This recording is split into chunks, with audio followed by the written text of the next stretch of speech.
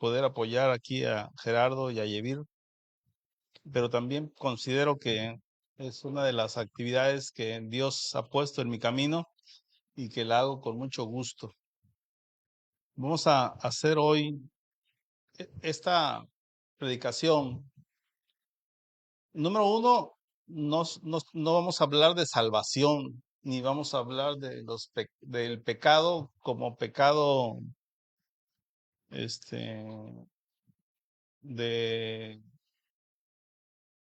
del pecado como resultado de los, como le dice Gálatas, de lo que es nuestra carne, de los deseos de la carne, ¿no?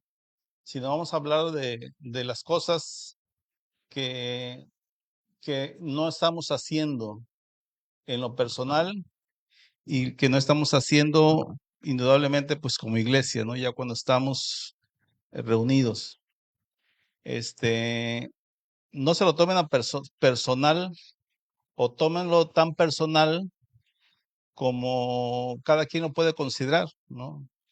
Cada quien deseo que Dios ponga en su corazón lo que desea de cada uno de nosotros, en lo personal y como iglesia, ¿no?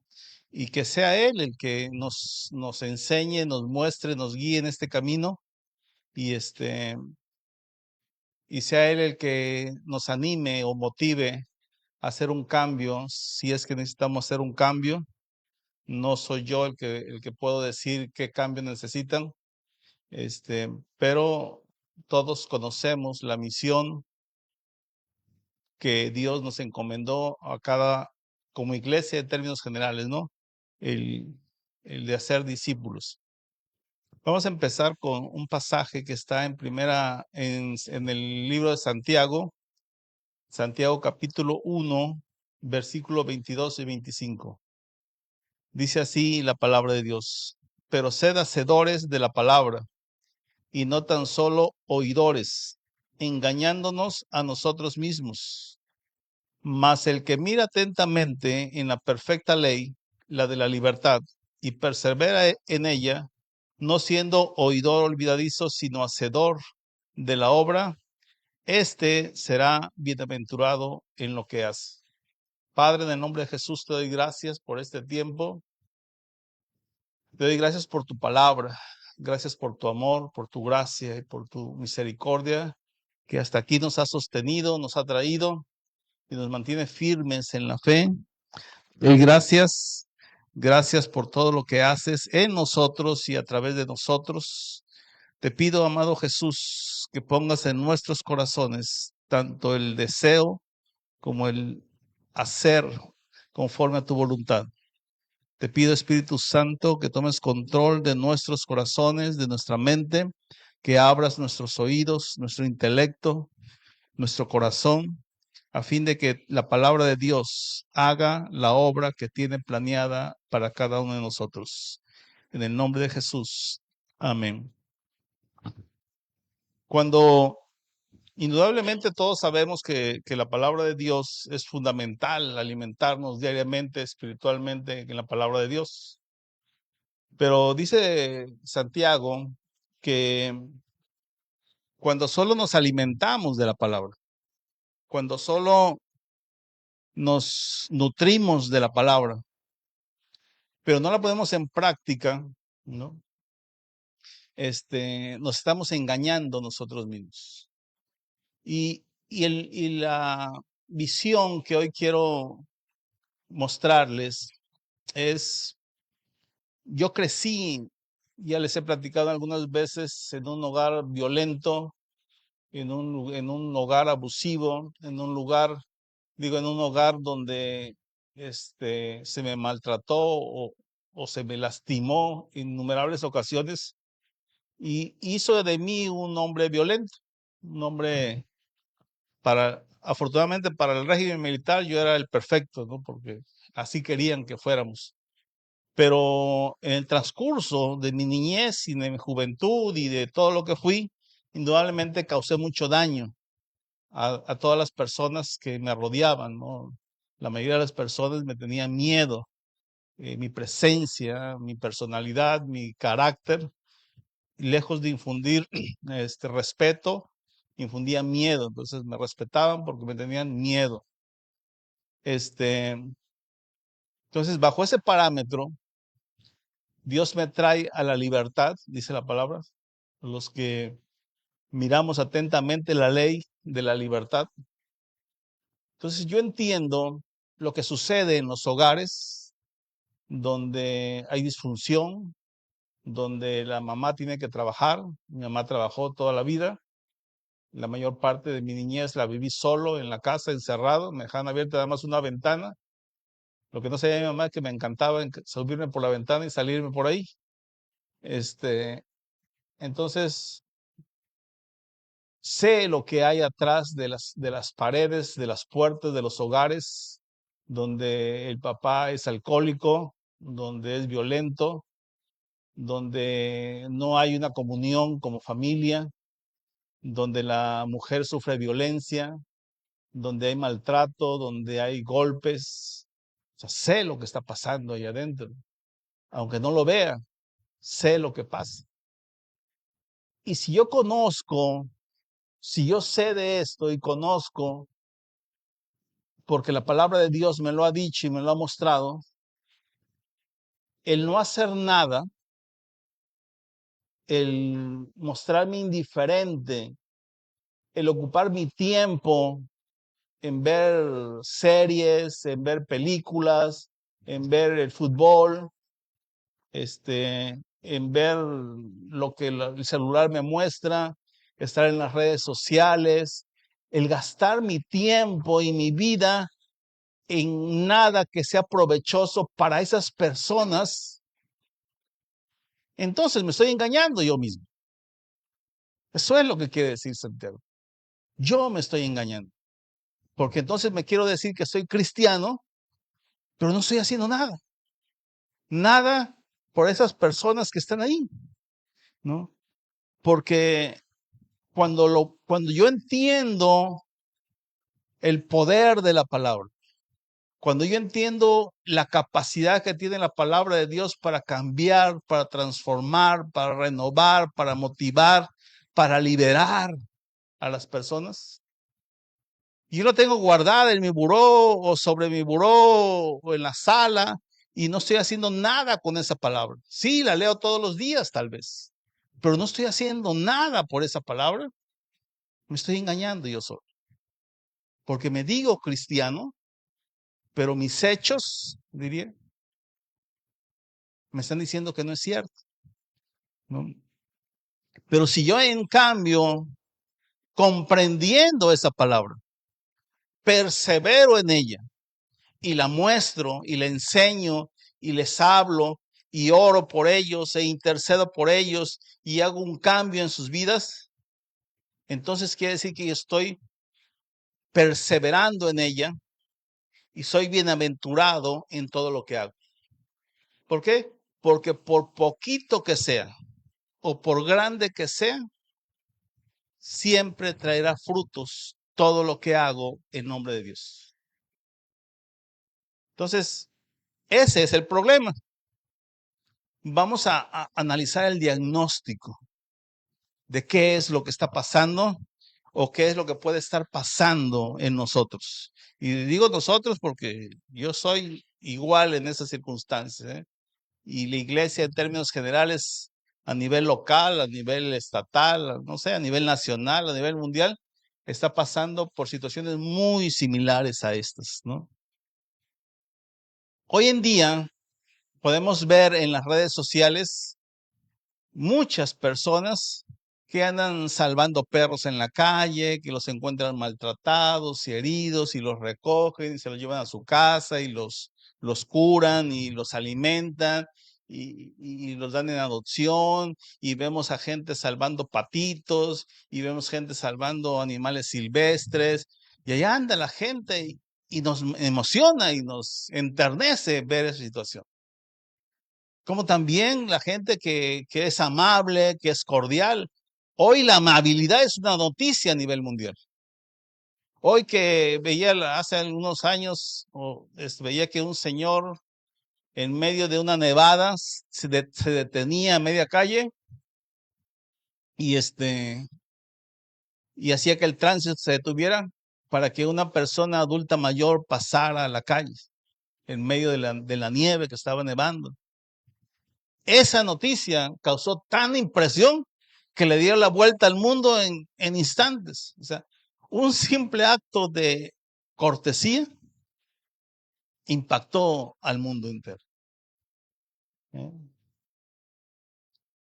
Y vemos gente salvando a gente, los bomberos, la policía, o simple hecho de personas que se compadecen de otras personas y les ayudan.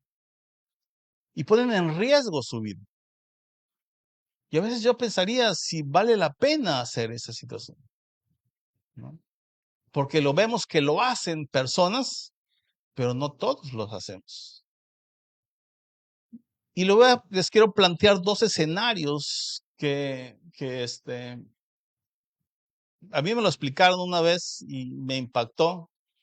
No sé, a lo mejor algunos conocen la pastora, la esposa de Goyo, esta Lisa, me lo planteó así, ¿no? Me dijo, yo no tengo nada que enseñarte, pero te quiero platicar este escenario. Imaginemos que salimos aquí al bulevar y alguien de manera sorpresiva acelera demasiado, choca, el auto se voltea y empieza a incendiarse. Y desde donde estamos parados observamos que hay gente que está dentro, ¿no? Y que no puede salir. Sin ayuda no va a poder salir. Entonces la pregunta es, ¿qué hacemos? ¿No? Yo estoy más acostumbrado a poner en riesgo mi vida por otras personas y le contesté a Lisa, correría a ayudarle. Dice, cuidado, dice, estás poniendo en riesgo tu vida. Y dije, no, no me importa. No puedo quedarme indiferente, parado, viendo que puedo hacer algo por esa persona. Y la pregunta es para ustedes también, ¿qué harían en ese sentido? Si se quedarían viendo cómo esa persona muere calcinada y como hacen muchos hoy, sacan rápido su celular y empiezan a tomar el video para subirlo a Instagram y a Facebook y mandarlo a sus amigos, pero no hacen nada, ¿no? Se quedan viendo. ¿Pondríamos en riesgo nuestra vida? ¿Eh? Bueno, ese mismo escenario es el que está pasando en los niños, en los jóvenes, en las mujeres, en los adultos mayores, en los hombres que en el hogar o en el vecindario o en la ciudad están sufriendo violencia, están muriendo. Textualmente están muriendo por el alcohol, por las drogas, por el maltrato, por el abuso. Y nosotros lo sabemos y lo estamos viendo. Y, y a nadie le importa. A nadie le interesa. Ni al gobierno, ni a la policía, ni a nadie. Y nosotros como iglesia cristiana tampoco nos interesa, ¿no? Mientras esa persona no cruce esa puerta y se siente en esta silla, no me va a interesar, ¿no? Y eso es triste. Porque se me lleva al segundo escenario. Imaginemos que nosotros somos de los 5,000 que alimentó Jesús, de los que diariamente caminamos con Él y lo vamos ahí siguiendo y recibiendo sus enseñanzas y nos va mostrando y vemos que alguno de nosotros lo sanó de la lepra y de la enfermedad y a lo mejor uno de nosotros es el joven que resucitó y a lo mejor lo curó de la lepra y viene con nosotros el paralítico de Bethesda y viene con nosotros todos aquellos que recibieron un milagro. Y de repente nos sorprende hoy que detuvieron al maestro.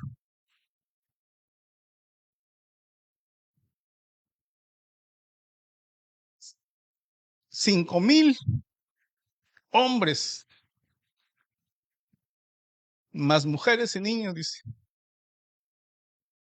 fueron alimentados por Jesús.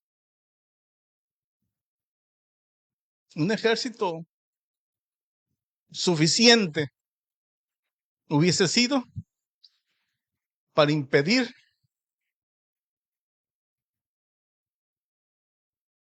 la detención, maltrato, humillación y crucifixión de Jesús.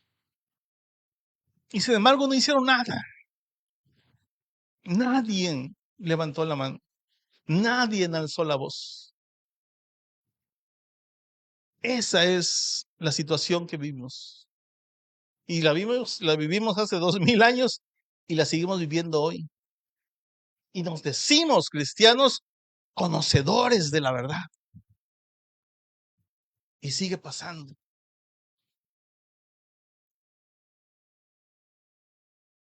El día de hoy somos el resultado de haber sido transformada nuestra mente por la violencia y por la indiferencia, ya que como seres humanos y como cristianos no nos afecta el sufrimiento del mundo, ya no nos duele el hambre de las personas, ni la necesidad, ni el sufrimiento de los amparados, ya que es una noticia o ha sido nuestra noticia del día a día durante los últimos 10, 15, 20, 30 años. Lo hemos visto en los periódicos, cuando había periódicos, y lo vimos en las noticias, y lo vemos todos los días, y hoy que podemos ver las noticias 24 horas, lo estamos viendo y viendo y viendo, y ya no nos interesa. Nos transformaron la mente.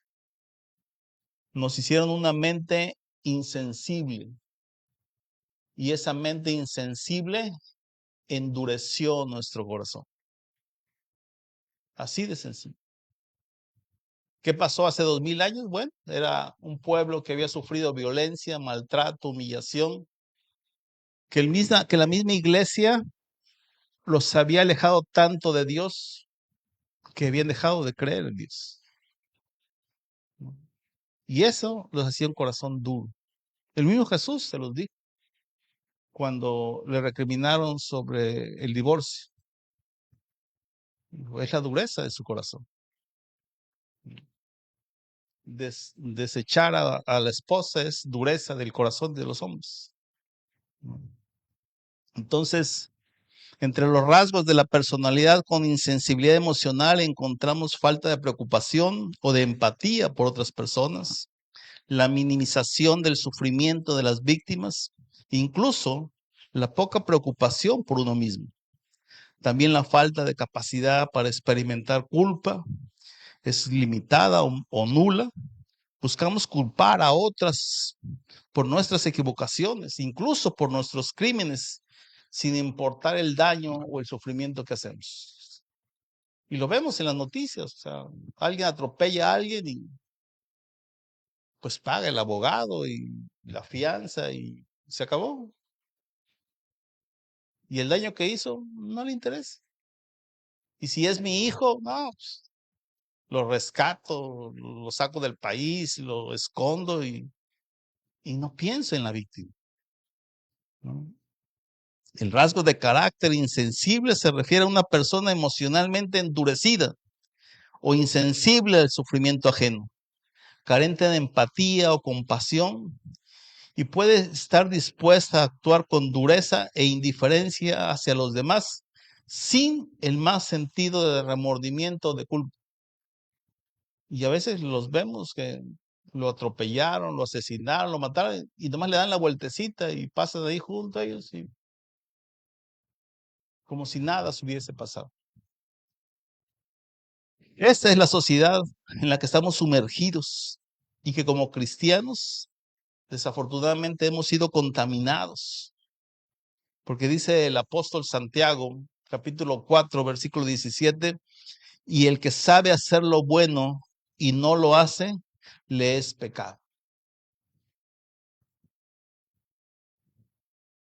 Ahí mismo, Santiago en el capítulo 2, versículo del 14 al 18, dice: hermanos míos, ¿de qué aprovecha si alguno dice que tiene fe y no tiene obras? ¿Podrá la fe salvarle? Y yo sé que nadie puede decirme, ni por la fe ni por las obras, que yo me voy a salvar en ese sentido. Solamente Jesucristo. Pero la pregunta que hace Santiago está en el aire para todos. Una fe sin obras. Una fe, como dijo al principio en el capítulo 1, que nos engaña a nosotros mismos. Sí, que está fundada en la palabra y que puedo saberme los 66 libros de la Biblia y al derecho y al revés y recitarlos y hablar y enseñar. Pero hasta ahí queda en pura palabra. No hay obras. Y si el hermano o una hermana están desnudos y tienen necesidad de mantenimiento de cada día, y si alguno de nosotros les dice, id en paz, calentaos, saciaos, pero no les deis las cosas que necesitan para el cuerpo, ¿de qué aprovechen? Así también la fe, si no tiene obras, es muerta en sí misma. Pero alguno dirá, tú tienes fe y yo tengo obras. Muéstrame tu fe sin tus obras y yo te mostraré mi fe por mis obras.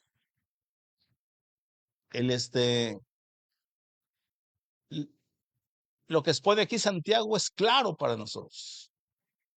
Y claro para lo que hoy les estoy tratando de externar, de que si no hacemos lo que nos corresponde hacer, el mundo no va a cambiar. Y a veces dimensionamos, ¿no? Pensamos, oye, pero ¿yo qué puedo hacer por lo que está pasando en Rusia? ¿Yo qué puedo hacer por lo que pasa en Israel o en Irán o en África? O no vamos muy lejos, en Chiapas, en Oaxaca, en Guerrero, aquí en las colonias que están más alejadas del centro y no muy alejadas, ¿no? Porque ahí en Boca del Río, Gavilano Carranza, todas esas colonias, hay mucha necesidad. Hay mucha necesidad de Dios. No es propiamente de alimento ni de sustento a veces, sino de Dios. Porque son niños, porque son jóvenes, porque son familias, porque son personas que caminan, que han caminado y que algunos están en la última etapa de su vida y nunca, nunca nadie les ha hablado de Cristo. En la parte mundial hemos sido expuestos a muchas muertes, a guerras, a enfermedades. La pandemia fue algo muy desastroso, a hambre en todos los continentes.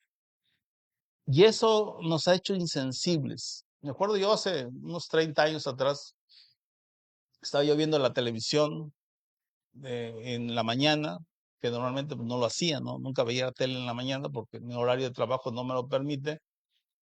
Y empecé a ver y decía el comentarista, dice, tenía un mapa de nivel mundial y prendían foquitos rojos. Y decía, cada vez que enciende un foquito, es un niño menor de edad que está muriendo de hambre.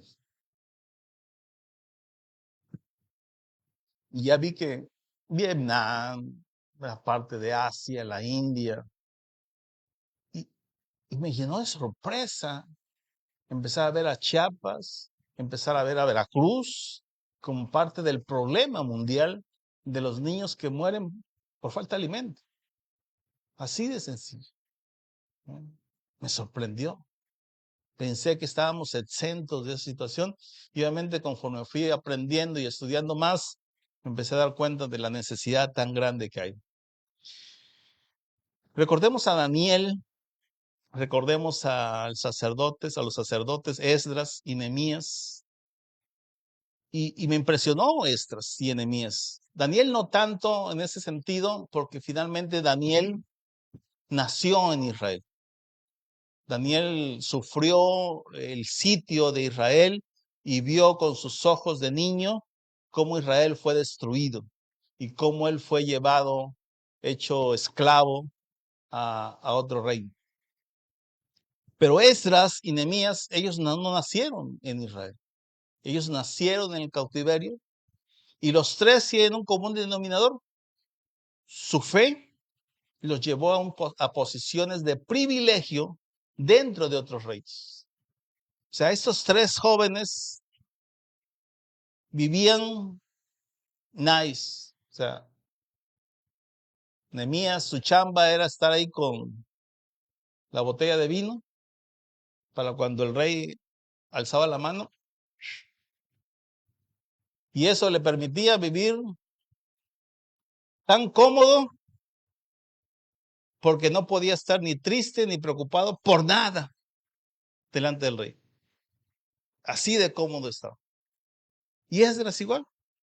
Estaba en una posición de privilegio también. Cuando Esdras se entera de la ciudad de Dios, que era un muladar,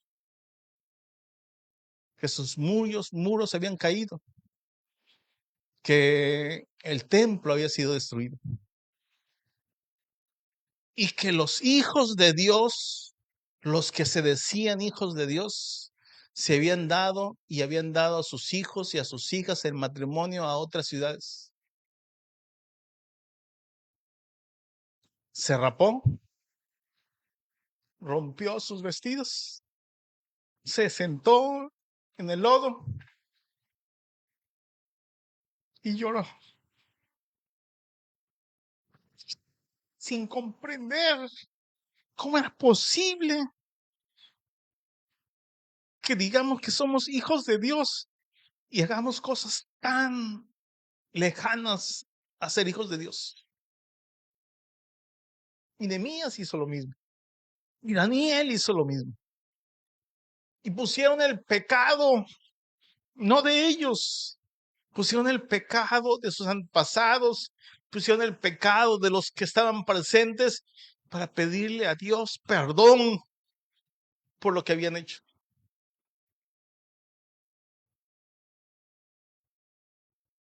Y sabemos el resultado. Dios los escuchó. Fueron capaces de conmover el corazón de Dios para perdonar a Israel aún estando en pecado y restablecer Israel. Entonces, a mí me deja una lección clara, que cuando mi oración está motivada por la necesidad, por mi deseo de ser la diferencia entre las personas que sufren, el corazón de Dios es conmovido. Y Él hará algo, ¿no? Él moverá al rey para que me dé la oportunidad de hacer algo.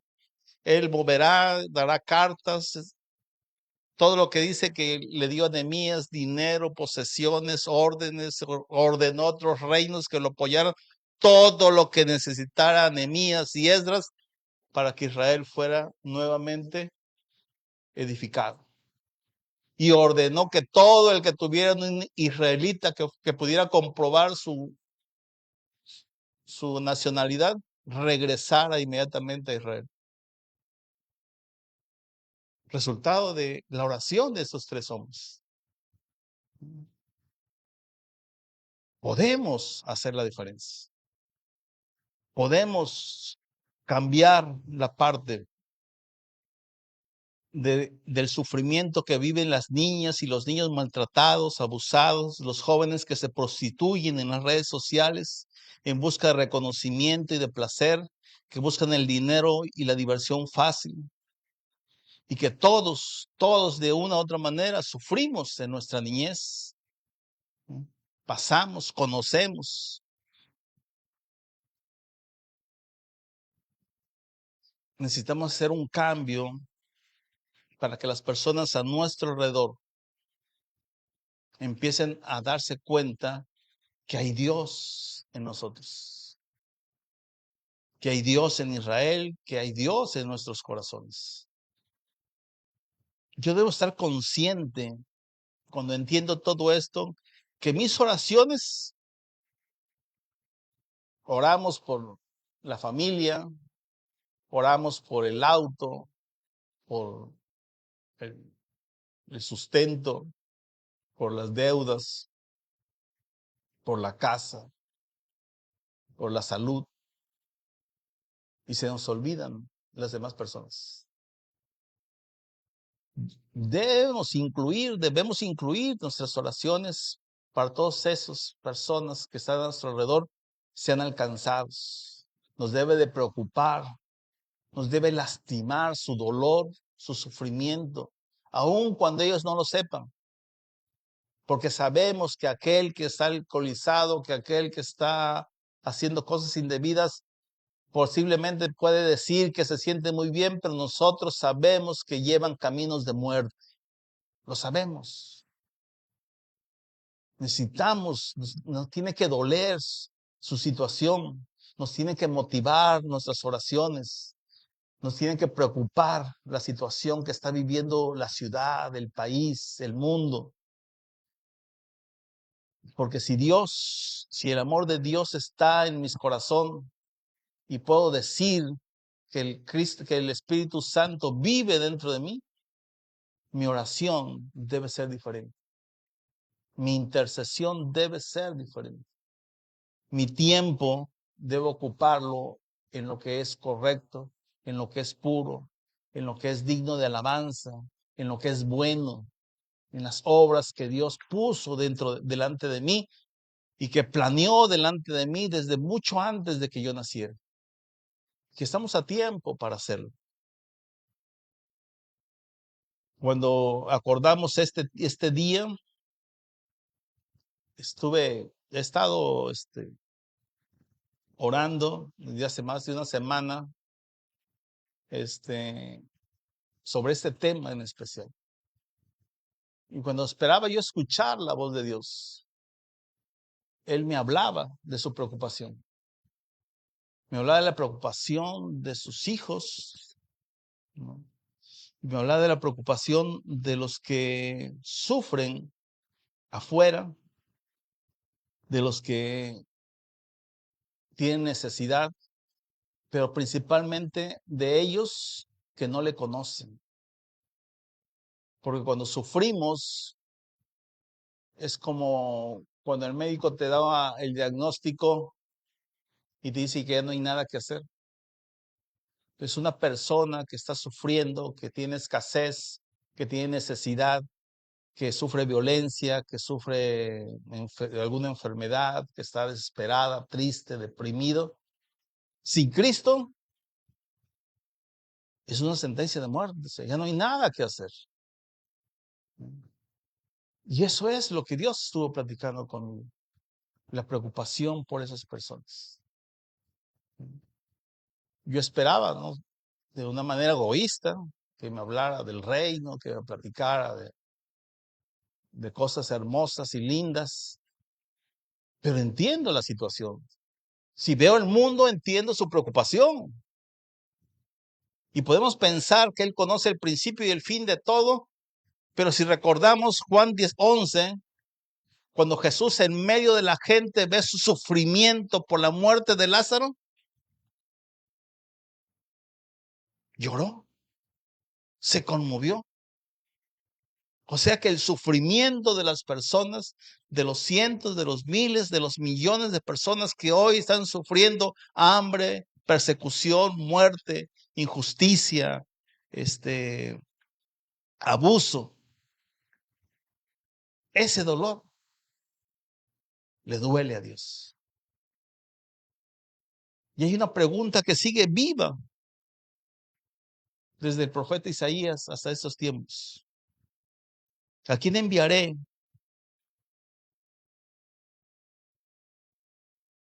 ¿Quién irá por ellos? Y Dios sigue esperando que alguien levante la mano y diga: heme aquí, envíame a mí. El heme aquí, que significa aquí estoy. que no significa solo aquí estoy, sino que implica una disposición completa y total de obedecer la voluntad de Dios, incluso si eso representa una tarea difícil, si eso representa que ya no voy a ver la televisión, que eso representa que ya mi serie favorita ya voy a dejarla de ver todos los días, de las 5, 6, 10 horas que puedo pasar frente al televisor o frente a mi celular. Significa muchas cosas, pero también significa que estamos dispuestos a hacer la voluntad de Dios. Y entendámonos esa situación.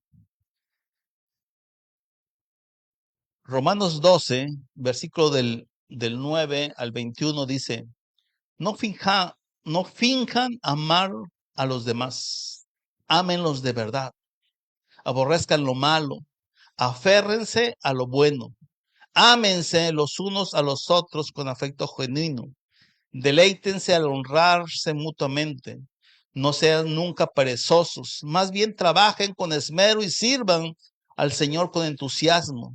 Estén listos para ayudar a los hijos de Dios cuando pasen necesidad. Estén siempre dispuestos a brindar hospitalidad. Bendigan a quienes los persiguen, no los maldigan, sino pídanle a Dios en oración que los bendiga. Alégrense con los que estén alegres y lloren con los que lloran. Vivan en armonía unos con otros, no sean tan orgullosos como para no disfrutar la compañía de la gente común. Y no piensen que lo saben todo. Nunca devuelvan a nadie mal por mal. Compórtense de tal manera que todo el mundo vea que ustedes son personas honradas. Hagan todo lo posible por vivir en paz con todos. En cambio, si tus enemigos tienen hambre, dales de comer. Si tienen sed, dales de beber. Al hacer esto, amontonas carbones encendidos de vergüenza sobre su cabeza. No dejen que el mal los venza. Más bien venzan el mal haciendo el bien. Yo lo veo este pasaje como la vara con la que tengo que medir. No necesito que el pastor venga a decirme que sea una buena persona. No necesito que alguien me diga que me preocupe por los demás, que perdone, que dé, que me muestre gentil hacia los demás. No necesito, yo ya lo sé. Entonces, pongámonos como meta hacer un cambio en nuestras vidas. Porque un corazón endurecido e insensible también sufre la pérdida de sensibilidad espiritual a la presencia de Dios. Cierra sus oídos a sus advertencias y sobre todo a su guía. También se le dificulta el poder percibir y atender la verdad en la palabra y en las promesas de Dios y sobre todo comprender la necesidad de los demás. La insensibilidad puede dejarnos incapaces de sentir compasión, paciencia, gentileza, bondad, fidelidad, humildad por los demás, especialmente por los necesitados. Un corazón endurecido puede cerrar los canales de consuelo divino y hacer más difícil percibir y recibir el amor y la paz que Dios ha prometido para cada uno de nosotros. Para sanar un corazón endurecido e insensible, es necesario examinarnos a nosotros mismos. Hoy hemos hablado claramente de esto. Nos toca a nosotros analizarnos y darnos cuenta qué estamos haciendo con nuestro tiempo y qué estamos haciendo con nuestra vida. Reconocer el problema y su impacto en nuestra vida espiritual y buscar a Cristo Jesús para que nos restaure. Recuerdo hace algunos años, hace 29 años, cuando le planteé esta situación a Dios, su respuesta fue, Ricardo, tu restauración te va a hacer llorar. Como diciendo, ¿la quieres? A pesar de eso. Y lo pensé 2 segundos. Obviamente, con antecedentes de violencia y de sufrimiento y de una férrea disciplina militar, dije yo, no me importa, Dios, como venga, sale.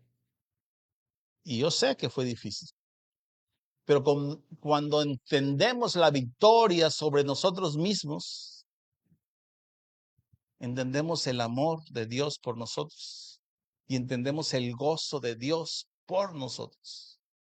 Y se abren muchas puertas de bendición a nuestra vida por todo lo que hacemos.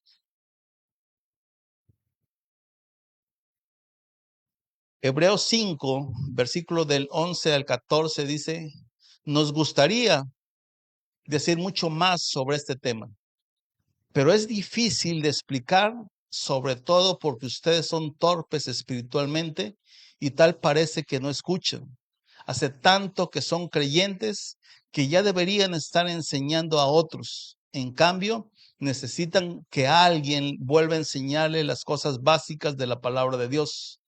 Son como niños pequeños que necesitan leche y no pueden comer alimento sólido. Pues el que se alimenta de leche sigue siendo bebé y no sabe cómo hacer lo correcto. El alimento sólido es para los que son maduros, los que a fuerza de práctica están capacitados para distinguir entre lo bueno y lo malo. Y esa es la parte que más me interesa dejar hoy, los que a fuerza de práctica. Porque hasta el amar a la esposa, a los hijos, se necesita práctica. Y si quiero amar a Dios o si quiero amar a mi prójimo, necesito práctica. Necesito hacerlo un hábito en mi vida. Necesito encontrar las formas y los modos para poder manifestar el amor de Dios en nuestra vida. Necesitamos practicarlo. Y nos va a costar trabajo. Nos va a costar trabajo porque a veces a la persona que intentamos amar, a veces es la que más nos lastima. Es cierto, muchas veces sucede. Pero no nos cansemos de hacer el bien, dijo. Al contrario, venzamos, ganemos esa batalla haciendo el bien hacia los demás. Finalmente la recompensa viene de lo alto, del cielo. La que esperamos, la que deseamos, viene desde el cielo, no de la persona a la que estoy amando.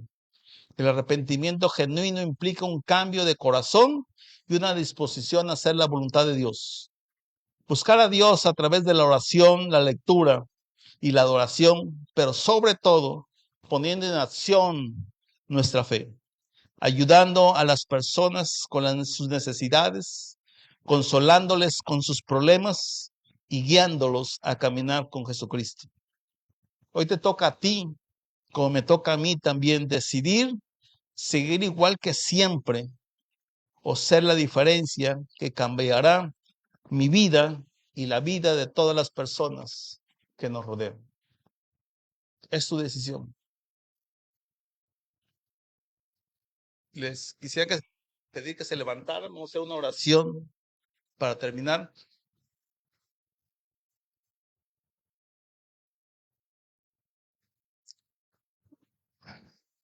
Señor Jesús, estamos hoy delante de tu presencia, amado mío. Tu palabra hoy fue dicha, fue reflexionada, fue puesta delante de ti. Y hoy te toca a ti, Señor, tocar nuestros corazones, restaurarlos, hacer corazones de carne, sensibles a tu voz, a tu amor, a tu compasión. Transforma nuestras vidas. Haz un cambio verdadero en nosotros. Permítenos ser el instrumento que tú necesitas para tocar corazones, para tocar almas, para alimentar a los necesitados de ti, de tu palabra, de tus promesas, a permitirles disfrutar de la libertad del Evangelio, a permitirles sentir tu presencia a través de tu espíritu, que te conozcan a ti por nosotros, por el testimonio, por la oración, por la preocupación, por las lágrimas, por el ruego, por el sufrimiento de la necesidad de todos los seres humanos a los que tú amas. Permítenos ser la diferencia desde hoy y para siempre, donde quiera que estemos y con las personas que tú pongas a nuestro alrededor. Permítenos ser dignos representantes de tu reino, de ser hijos de Dios, representantes de lo que tú eres, de tu carácter, de tu amor, de tu compasión, de tu gracia, de tu misericordia. Que seamos la generación que marca la diferencia. En el nombre de Jesús. Amén.